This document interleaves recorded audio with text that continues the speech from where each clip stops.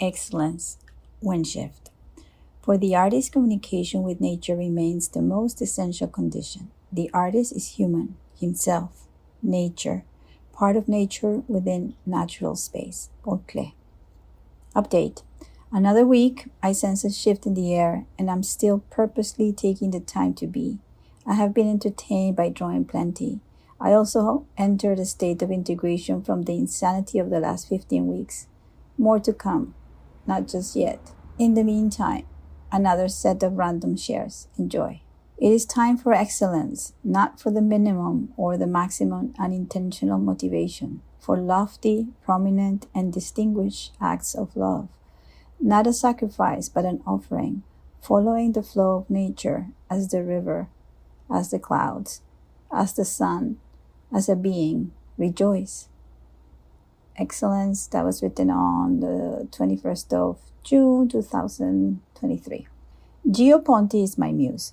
It is very challenging to pick up a handful of images that can convey his artistic genius and impact, since it's not just the excellence of one of his designs, but the overall harmony of the spaces he conceived.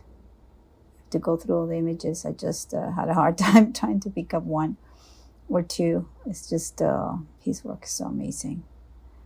Scrolling down, a quote, "Everything happens according to a certain regularity, which I sense inside me and which never lets me rest." Emma Combs.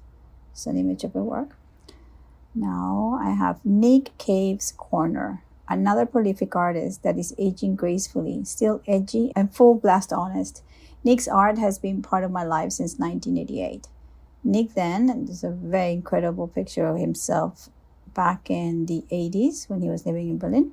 And Nick now, in a very recent interview, there's a link to an interview he did for the BBC, I think 2 weeks ago.